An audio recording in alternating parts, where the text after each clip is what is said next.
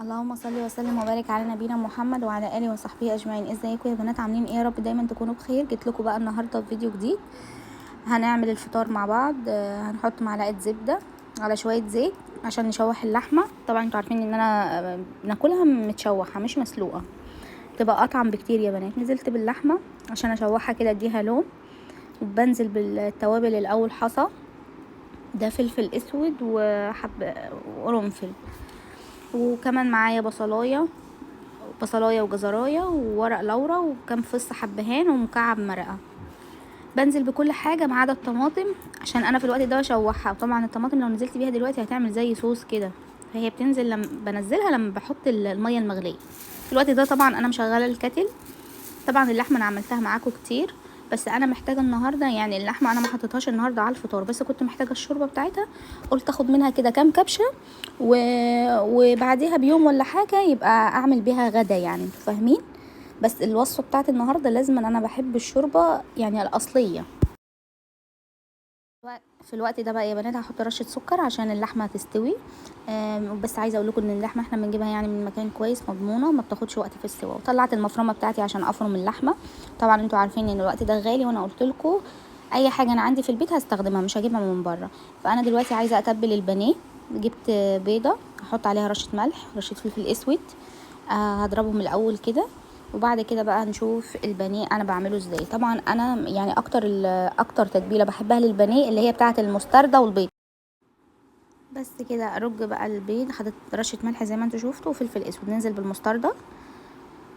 آه في عندي كام تتبيله للبانيه حلوه قوي، ودي بصراحه حلوه، يعني تتبيله المستردة والزبادي دي حلوه وخفيفه والطعم كده لذيذ. رشه الجنزبيل عندي في تتبيله الفراخ، في تتبيله اي حاجه سواء مشويه او فراخ عامه. الجنزبيل والقرفه اساسي، بس هنا النهارده ما حطيتش قرفه يعني. وحطيت رشه بابريكا، وحطينا جنزبيل، وحطينا ملح وفلفل اسود، وهنحط دلوقتي مكعب مرقه، وحطينا رشه 7 بهارات. تمام.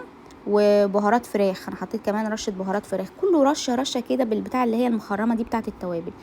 وهنزل كمان بكوبايه زبادي، دي جهينه من غير اي اضافات. واقلب كده كويس ارجه. وننزل بقى ايه بعصره ليمونه، طبعا اساسي، اهم حاجه في الوصفه دي، نص الليمونه بتتحط في البانيه اساسي. البانيه هنا الراجل ما كانش جايبه حلو، ماما يعني احنا بعتنا حد جابه، فكان جاي زي كتل كده، فانا حبيت ان انا يعني ابططه كده عشان تبقى الحته طالعه مفروده وحلوه. وهلفه واحطه في التلاجة بقى عشان يتبل براحته. وهنا بعد ما فرمت اللحمه غليت ميه سخنه عشان الحاجات دي ما تدهننش. الميه السخنه يعني بتخليها يا بنات. وهنا يا بنات جبت بقى اللحمه بعد ما فرمتها عشان اعصقها. طبعا بسيب الجريل ده يعني يسخن قوي قوي عشان ادي للحمه صدمه انها تقفل المسام وما تنزلش اي دم. بحط عليها رشه ملح ورشه فلفل اسود.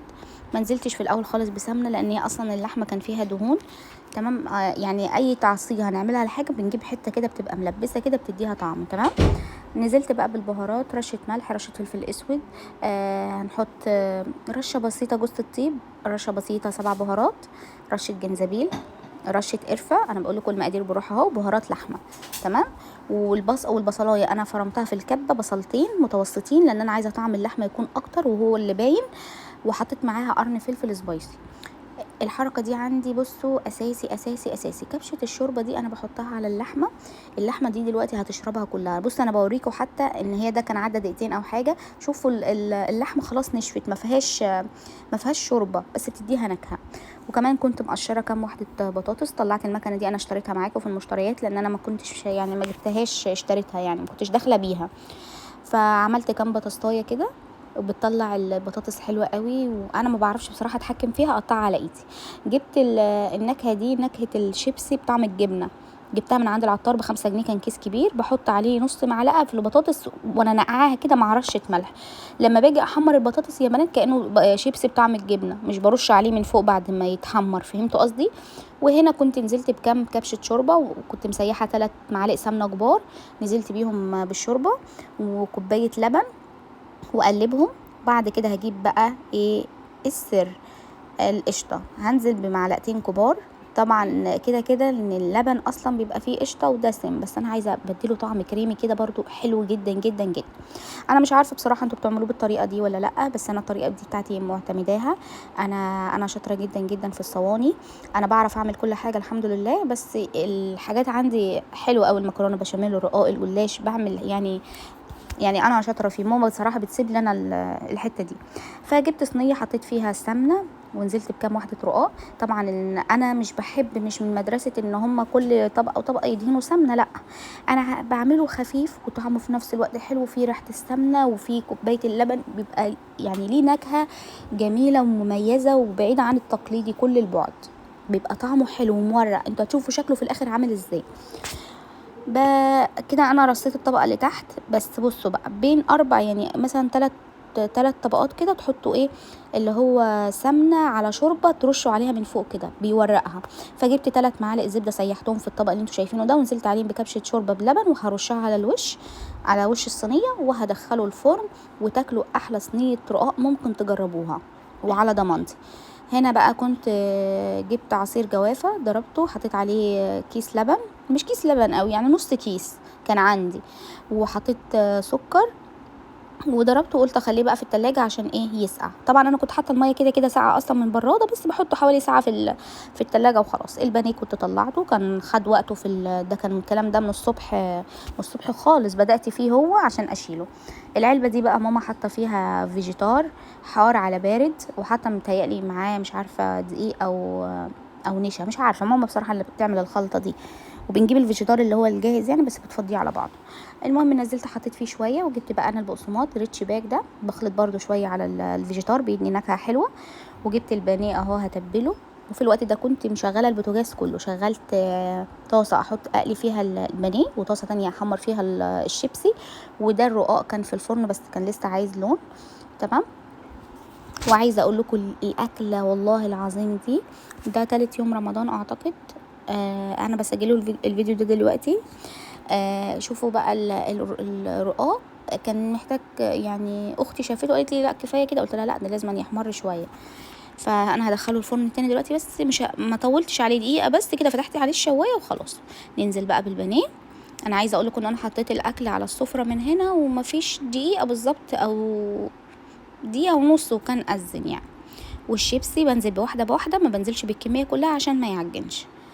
كان الفطار كان رقاق، وكان شيبسي، وكان بانيه، وكان سلطه خضراء، وعصير. وكان خفيف جدا جدا جدا. انتوا عارفين بعد الفطار يعني الاكل ما فيهوش الرقاق كان جميل وكان مورق، بس مش اللي تحس ان انتي بتاكلي سمنه، بتاكلي دهون، خفيف. انا حبيت اجيب البتاع الازاز دي، ان انا اقلب عليه الورق الرقاق، بقول ورق العنب، الرقاق، عشان اوريه لكم ان هو ملزقش في الصينيه. الرقاق طلع معايا ناجح جدا جدا جدا. الطعم والله العظيم تحفه. اللحمه كان جميله، التتبيله نفسها كانت حلوه قوي. اللحمه مسكره في نفس الوقت، البهارات مش اللي هي باينه قوي. اهو. وعايزه اقول لكم بقى دلوقتي انا هقطعها قدامكم وهوريكم انا بفتح الطبقات كانه فطيره. عارفين الفطيره اللي هو بقى مش مكبس في بعضه كده، مورق وجميل وجميل وكله ملفوف، يعني هو ماسك في بعضه، هو حته واحده، انتوا فاهميني. والبانيه كان جميل ومفكش ولا اي حاجه، وعامه البانيه ما بيفكش مني الحمد لله يعني. بصوا انا بفتح لكم الطبقات. انا حبيت اقطعها لهم زي البيتزا كده، هم قالوا لي يعني قطعيه زي البيتزا كده، قلت لهم حاضر. حطيت لكل واحد خرطه كبيره، وهي كانت على قدنا بصراحه، كنت عامله صينيه. وادي البانيه طلعته، كان نص كيلو بانيه. طبعا اللحمه اللي انا عملتها في البدايه دي انا هسيبها لتاني يوم اطبخ بيها، انا كنت بس محتاجه الشوربه بتاعتها.